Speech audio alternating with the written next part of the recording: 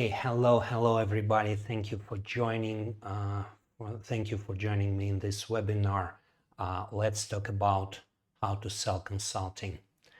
I talk to consultants quite a lot over years, and the main issue people have, maybe 80% of people, of consultants I talk to, the main issue is sales. They don't know how to sell. They don't know how to start. They may even have some clients, but they don't know how to sell more, or they do sell, but at a very low price, and they don't know how to sell at a higher price.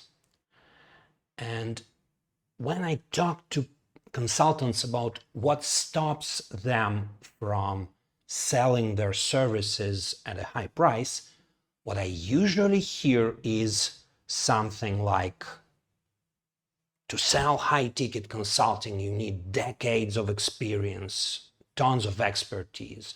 And sometimes even this is not enough. A friend of mine lives over here, 20 years of experience, world-class expertise in his field. He was telling me, how can I raise my prices? I will be more expensive than these guys. And he listed a few other experts in this field with strong personal brands. So his excuse was branding. Many consultants think that they can't sell at a high price without connections, a strong network, or a personal brand. It took me probably an hour or two to talk this guy, a friend, into raising his prices. He increased them 2 or 3 times, and now he works less for more money.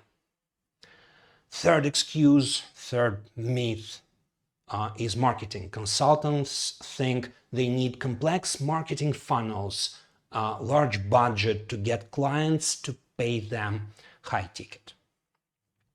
So why some consultants get to work just a few hours a week from the beach and earn top dollar even when they are not the smartest and most experienced guys in the room, and their clients are happy and return to them over and over again and continue to pay.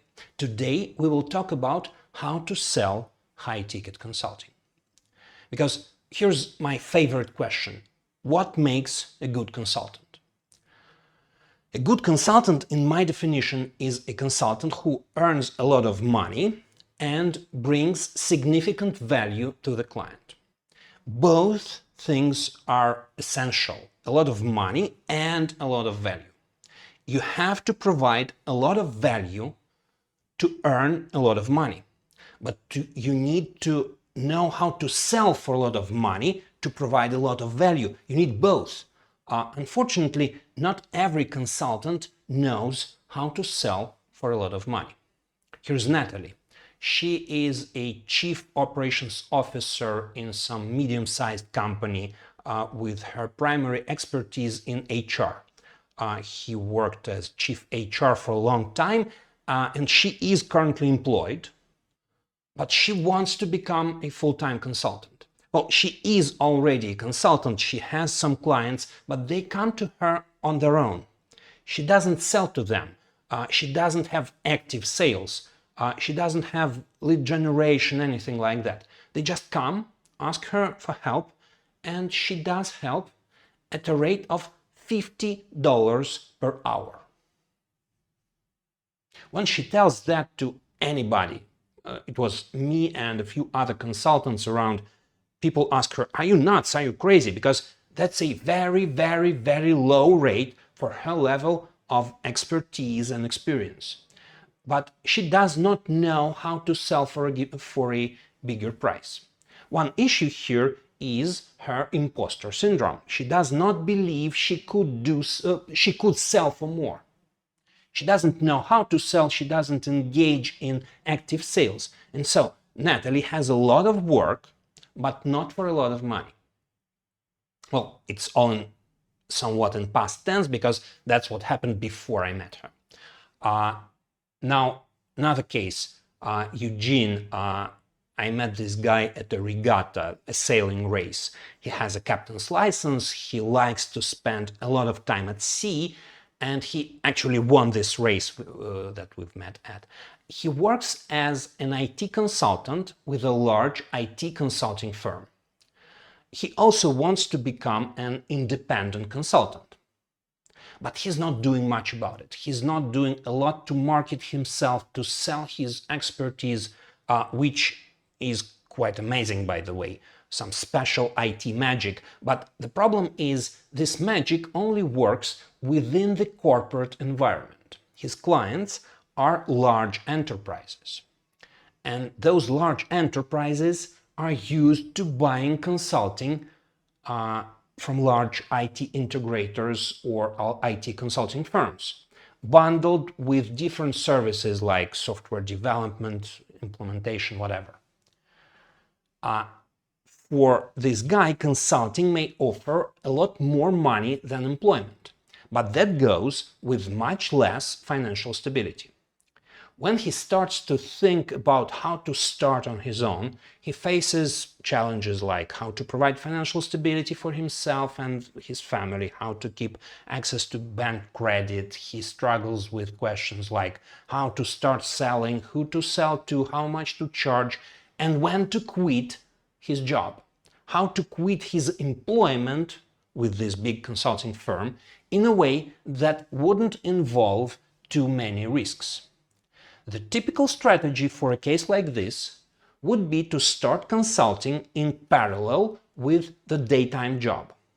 Achieve a sustainable cash flow in consulting and only then quit the job. That means few hours available for consulting, because there's a job. And these few hours should be sold at a high price, at a very high rate, to replace the employment income. But Eugene just does not know how to do that. Here's another story. Ilya, he's an ex-CEO of a 60 million in revenue company. A bit over a year ago, he quit his job and he took a sabbatical. And then, after a year-long break, he started looking for a new job. This time he didn't aim for a CEO job, he wanted to work with a bigger company in a lower level top management position. And he got a couple of very interesting offers. He liked both of those jobs, but he couldn't fit two jobs in one time frame. So he started to think if it was possible to work with both clients as a consultant. And still, it didn't fit. It didn't work out very well because each of the consulting jobs was big enough to fill up all of his available time. Lots of work, not that much money. Every time I talk to a consultant, I hear one of three scenarios. First is when a consultant struggles to find clients. They don't have clients, so they don't have enough money, and eventually they start looking for a 9-to-5 job just to make the ends meet. The second case, the second scenario, is when they have work, but it's a lot of work, usually manual, hands-on, low-level work, but not for a lot of money. One thing that most consultants in this scenario usually complain about is imposter syndrome. They don't feel they are good enough to charge high fees. They think they lack experience, reputation, whatever, and just don't charge high. And the third scenario is when consultants charge a lot, work few hours, and have happy clients referring them to friends. What differentiates that third scenario from the first two? That's exactly when people start mentioning these three myths I talked about at the beginning. I can't raise my prices because I only have 15 years of experience in my field and not 25 years. It's a true story. I heard this from a consultant. I can't sell because I don't have a lot of connections, my brand is not strong enough, something like that. Or I can't sell without an extra $10,000 or $100,000 of a marketing budget. I hear this same crap over and over and over again from consultants. Actually, I've been there myself many, many years ago. I started working with founders and entrepreneurs in around 2009 when I made a small exit. It was not very significant, not a lot of money, and I spent it quite quickly. Entrepreneurs started approaching me for help, asking me for advice. And I liked it. There was value for them in what I was doing. Unfortunately, these entrepreneurs were seeing me as a mentor. And mentorship is usually considered to be something that should be free of charge. There's probably nothing wrong with experienced founders helping younger entrepreneurs for free or for some small equity, but I needed money. So I started to look for some way to make money with my expertise. And I found something that worked for me back then. It was something I did for a few years. I don't do that anymore for many years now. But back then, I started helping startup founders with creating pitch decks to raise their first investment round. A presentation, the pitch deck itself, and a spreadsheet with the financial model. It quickly became obvious that the real value wasn't in the presentation and the spreadsheet. The real value was in what happens when we prepare this presentation and the spreadsheet. Because when you create your pitch deck, you start to see the problems, the unproven assumptions, hypotheses that your business is based upon. And you start creating a strategy to test those hypotheses and those assumptions and to fix those problems. And during this work of creating the pitch deck, we started identifying the problems, assumptions, hypotheses, creating the strategy, and actually making the first steps in executing this strategy. First experiments, first tests, customer interviews. That's exactly what startup accelerators do. They diagnose the business, they help create the strategy, and they help make the first steps in executing this strategy and gaining the first traction. So I took a few companies, it was 4 of them at the time, 4 companies that I was working with, and I said, that's the first batch of my startup accelerator. Of those 4 companies in this batch, 2 don't exist now. 1 is still operational. They feel good enough 10 years later, over 10 years later. And 1 became a unicorn. It's InDrive, one of the big players in the ride-hailing market. I've been working with them since the beginning of the business for about 4 years, and then in 3 or 4 more years, they became a unicorn. That's a pretty good result for an accelerator.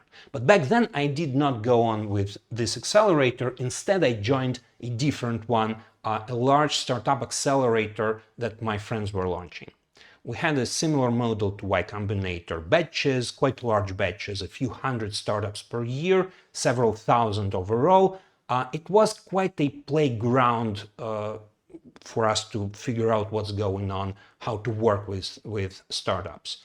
We found a few things about how to help startups grow. Over a few years, we created a methodology for startup growth. This methodology is called growth tracking. Today, many startup accelerators use this methodology.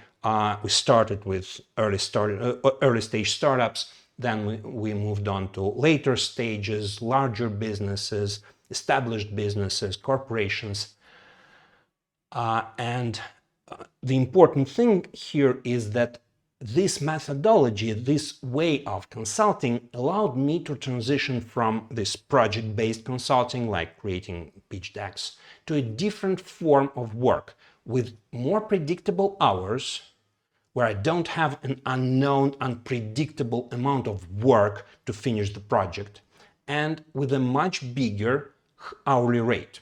When I started working as a tracker, my hourly rate grew 3 to 4 times in the first year. And my retention with this type of work became first month and then years. I have clients who work with me for 5, 7 years. In 2016, I formalized the methodology and I started teaching it to entrepreneurs and other consultants. Now I have over 1,000 graduates from my growth tracking school, but I don't just teach how to consult. Today, I will not talk about growth tracking, the methodology itself, and how it helps entrepreneurs grow their businesses. It's a different story for a different time. Today, I will talk about selling consulting. Remember, a good consultant brings great results and earns a lot of money. Growth tracking is about bringing business results, but I also teach consultants how to sell their work. So Natalie, she was selling her consulting for $50 per hour. When we started to understand why, the most important factor was what exactly she was selling. Her work is some sort of coaching, but when clients come to her, usually they ask her to fix problems with low-level employees, low-level management. She can fix these issues. She's great at fixing them, but that's low-level work. Instead of working with the source, with the core problems that generate those issues with low-level management, she works on symptoms. She works on fixing symptoms instead of the root problem. When we found out how to repackage her product so that she could work with the founder or with top management on fixing the system, on fixing the causes of the problems, this new product, this new approach became something she's comfortable charging $500 per hour. Now she feels comfortable asking for a much bigger price because she's starting to work with different problems at a different level of management. I talked to her a few weeks ago and I just see her valuing herself and her work much higher than before. You can just see it in the person's eyes. Eugene, he didn't know how to sell, where to start and who to sell to. And he needed to sell at a high price to continue working at his day job in parallel with consulting. So we started exploring who could be his ideal client that would pay him a premium, a big enough hourly rate. And so the solution here is obviously to do only the things no one else can do. For Eugene, this is a very specific thing that he's very best at. He's great at solving big crises. Almost any large IT consulting project is bound to face a crisis sooner or later. And when it does, missing deadlines, going off budget, Eugene is best at fixing this crisis. He can come in with when everything went off the rails, and he can tell the client, their employees, other consultants who should do what, where to go, how to fix things. And that's exactly the only thing he should do, letting the client and their employees and other contractors handle everything else. This top-level work is easily worth a lot of money. It does not need to be bundled with software development or implementation or anything else, and the client wouldn't care if Eugene is part of a bigger consulting firm or is an independent contractor. The client just needs the crisis solved. Ilya, he didn't know how to fit 2 offers into the limited time he had. But after considering what exactly to sell, we figured out how he could avoid doing the work that the clients could handle by themselves and focus only on the parts that require his unique expertise. As a result, he took one of these offers as an employee, for stability, and the other as a consultant with very few hours at a high hourly rate. The primary idea behind selling consulting is quite simple. To sell consulting at a high price, you have to sell consulting at a high price. Two things here. First, you need to sell consulting. Many people, aspiring consultants, active consultants, wannabe consultants, they just don't sell. They wait for a client to come to them and ask where to send the money. That's not how it works. And second, you have to sell at a high price, not at $50 per hour, but at a price that you yourself consider very high. And there are several things that may prevent you from doing that. In your consulting business, there is one limitation that you cannot fix. You only have 24 hours a day. And you need to sleep, rest, sometimes you even have a family. You can't scale by the number of hours you work. That means you have to optimize your effective hourly rate, which is how much money you earn per hour you work, taking into account all the expenses like costs, other consultants you hire, marketing, and all the hours you spend. Not only billable hours, but also everything the client does not pay for, like prep work, sales talks, marketing, your own education, and so on. You have to maximize this rate. There are some rare special cases when it's better to sell 5 hours at $500 than 1 hour at $1,000. But most of the time, you need to find the maximum rate at which you can sell the number of hours you are willing to work. Several things may affect your hourly rate. The first one is price competition. When your customers can compare you to your competitors just by price, it means you're doing pretty much the same thing as them. If they can see, the customers can see that your prices are higher or lower for the same work, you've already lost. You can't usually raise your prices because the customer will just switch to a cheaper option. Another issue is doing a lot of manual work. Work that clients themselves, their employees and other contractors can do. That's the story of Eugene and Ilya that I started with. Only after dropping this manual work, only after focusing on the most complex work, the work that requires the most expertise, was Ilya able to start charging high rates for fewer hours. And the third thing here is, of course, imposter syndrome, like Natalie, who couldn't see how her work may cost more than $50 per hour. This is crazy low, but she was struggling with the idea of offering a higher price to her clients. Many people suffer from that in a similar way.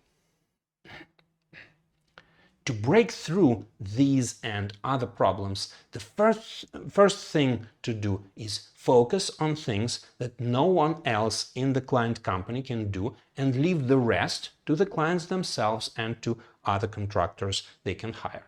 To do that, you have to work as high as possible in their hierarchy.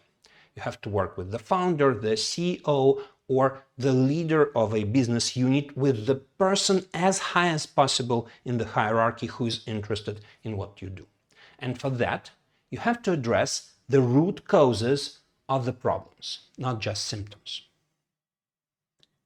Every business, at every moment in time, has exactly one limitation on its way to growth.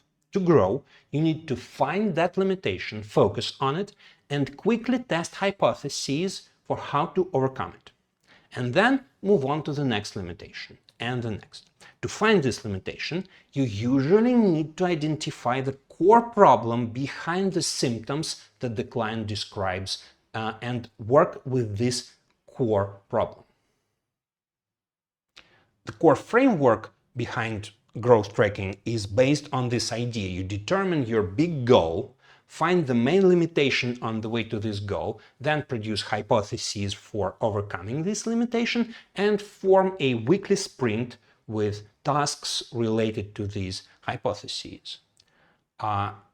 Which of these hypotheses you can fit into the coming week, or if the hypotheses are longer than a week, which interim results can you produce? This way, your tasks for the week are aimed at the main limitation on the way to the big goal. You are focused on the most important thing on the way to your big goal. You repeat this process every week, determining if the hypotheses had worked, if you did fix the main limitation, if your goals might need refinement, and you compose a new sprint.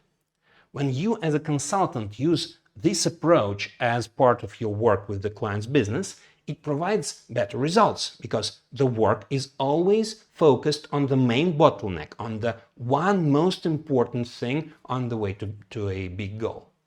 And it improves retention because when you overcome the constraint, when you fix the problem, there's always the next one, the next bottleneck on the way to this same big goal. But the same principle applies not only to the client's businesses, but to your consulting practice as well. It's also a business. It has a current main limitation that constrains its growth.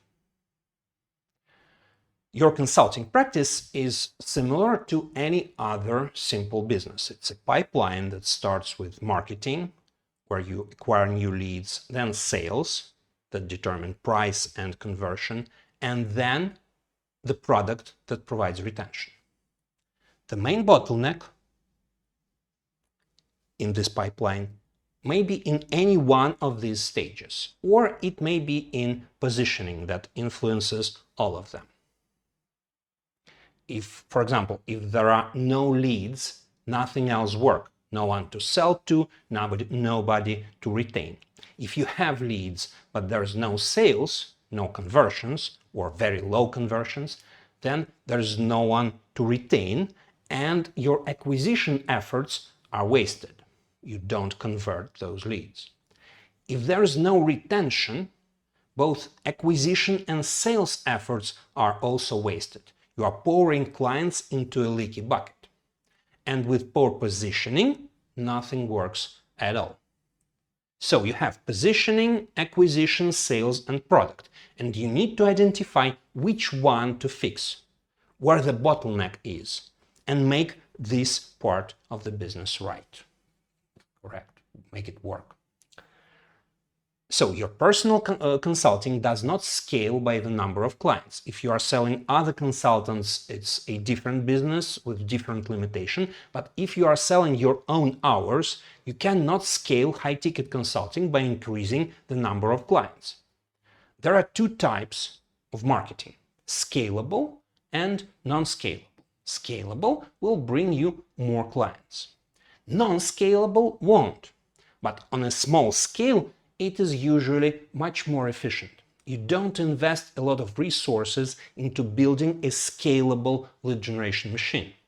I see a lot of consultants who struggle with lead generation. The most common problem I see is they think about building some complex funnels, paid ads, content marketing, and they just don't see the clients that are sitting under their nose. Clients who they can just call, or write to, or ask for a meeting. It can be clients that they have worked with some time ago, leads from a previous project that didn't work or did work, existing network, previous employer, social media, networking parties. The general idea is always not to scale, but to sell. Approach the leads you can reach and work on the conversion. And only when you master the sale, start working on more scalable acquisition. That's how you optimize your effective hourly rate in acquisition. That's how you fix the first bottlenecks in your acquisition if it's there. A similar approach applies to positioning. Do you really need to work on your positioning right now? Positioning is the process of changing your position on the market. You already have a position. Even if you are just starting, you are who you are. You need to change your position only if it doesn't work in some way. For example, if you have leads, but they're from the wrong customer segment, or if clients come to you with some wrong expectations, they want something you don't provide. But if you don't have leads, go get leads. Don't work on your positioning. And if you really need to work on positioning, start with customer interviews. For that, you need leads to talk to. And if you do it right, they will turn to sales on the back of the interview. But yes, it will also help with positioning. It's sales, but sales help with positioning.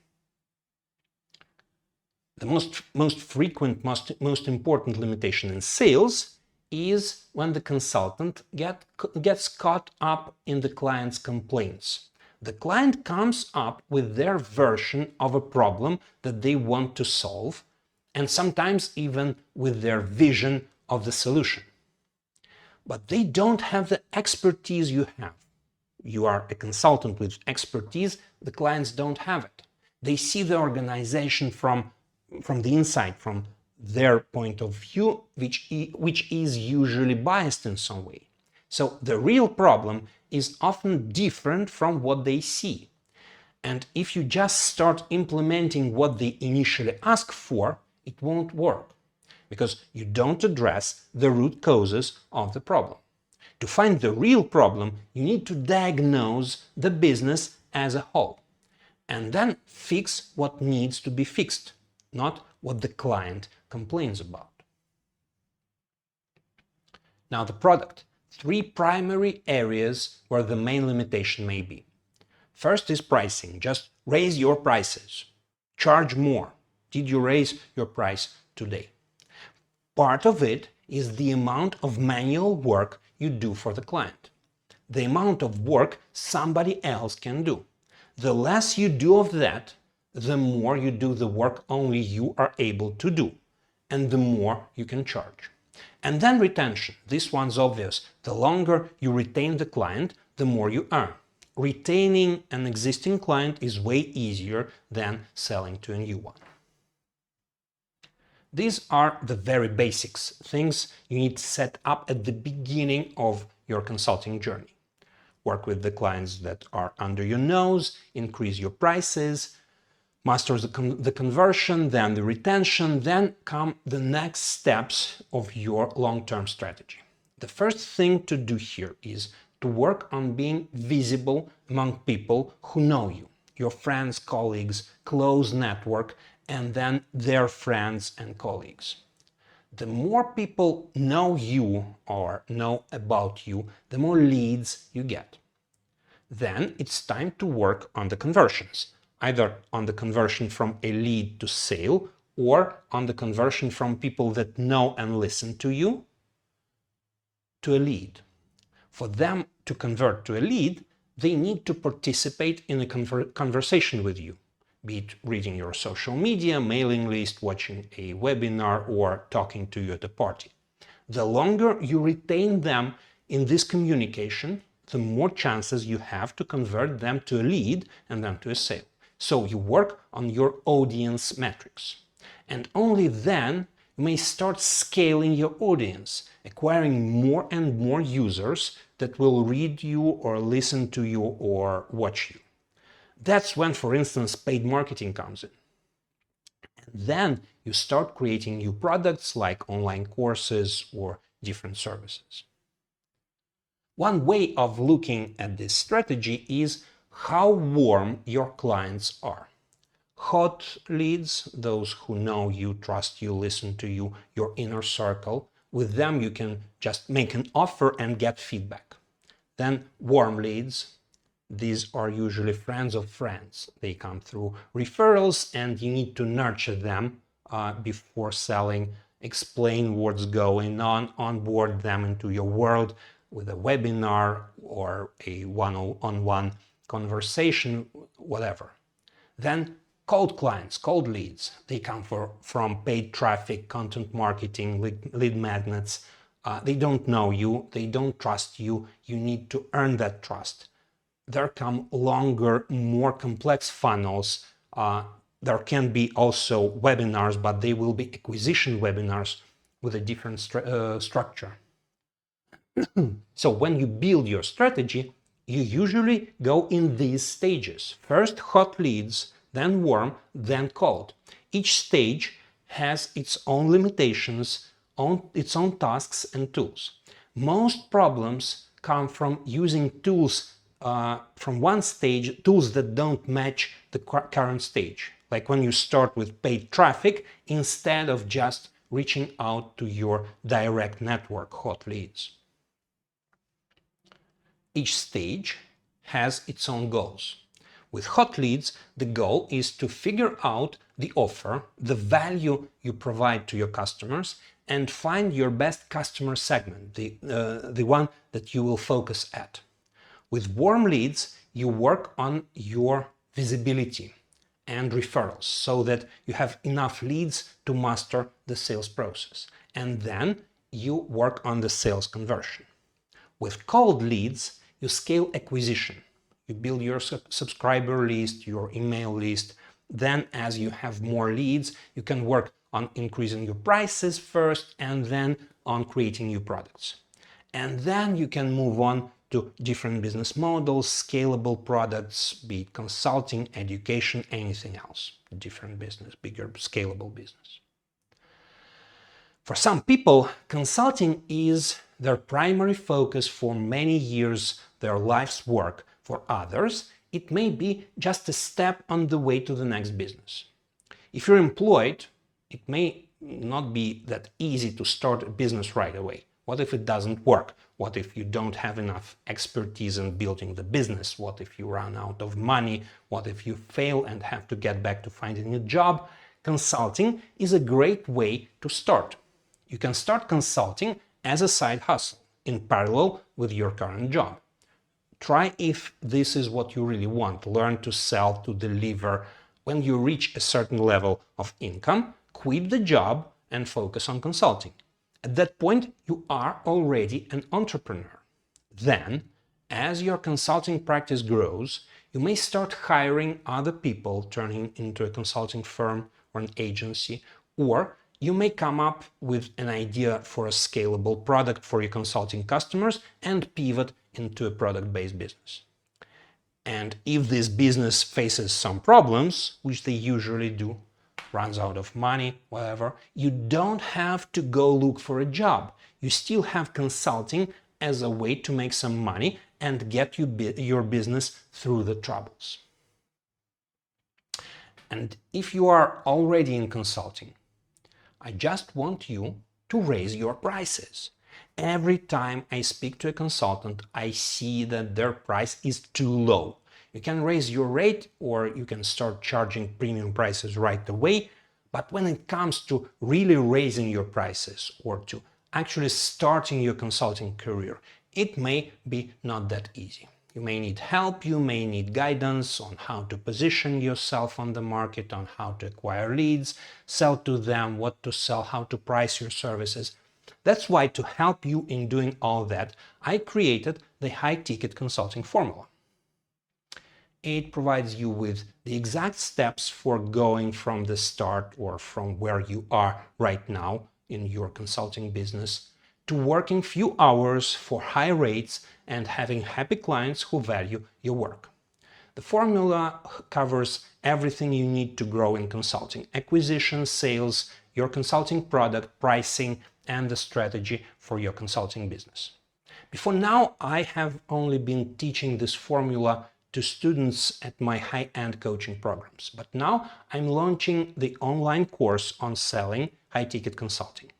This course talks about the high-ticket consulting formula and other tools and frameworks that help you earn more in consulting.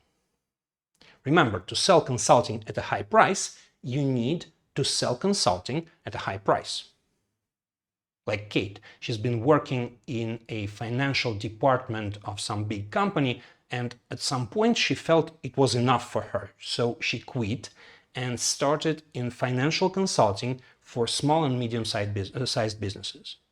She had a couple of partners referring clients to her from time to time, but no reliable sales channel and of course quite low prices.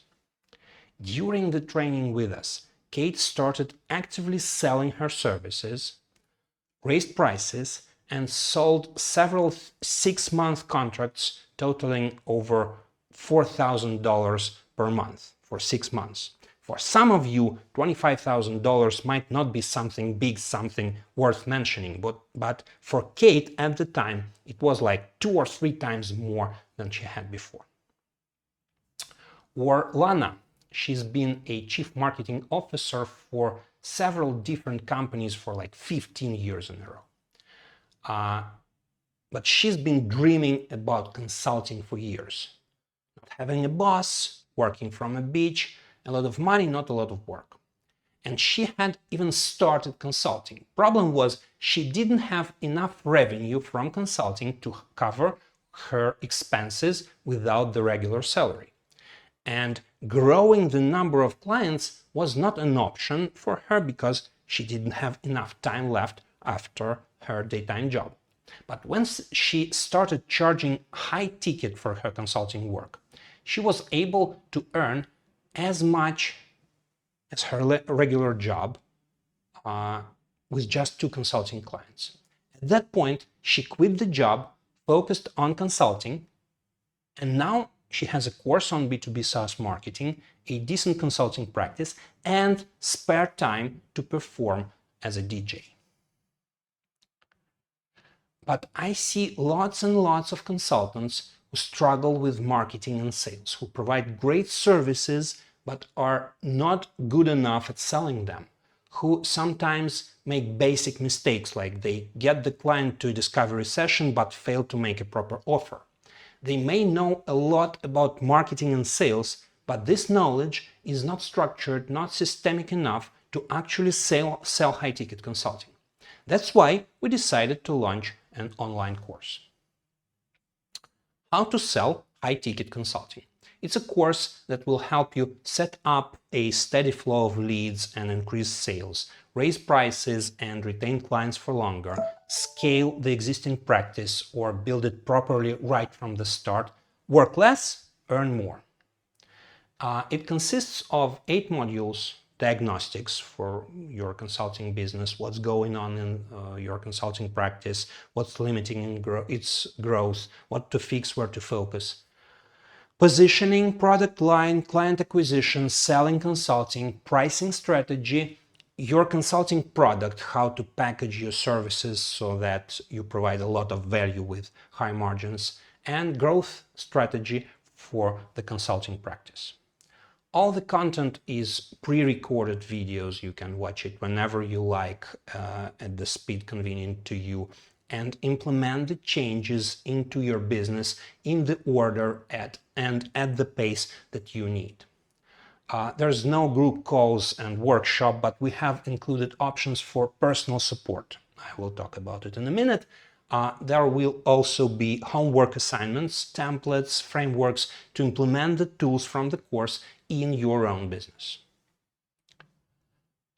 This course will help you launch or grow your practice, create a steady client flow, raise prices, improve profitability, and retain clients longer. It's an investment into growing your consulting income. Of course, it's not a silver bullet, magic pill. It won't make you rich overnight. Your results depend on your background, on what you do, on your dedication and skills. But if you really implement just 1 or 2 methods that I talk about in this course, it will be kind of easy for you to earn much more than the $497 I usually charge for it. And we will provide additional sessions on sales and strategy that will help you even more. The first of these is a debrief of your discovery session. You have talked to a client, tried to sell. Did it work? Did you make the sale?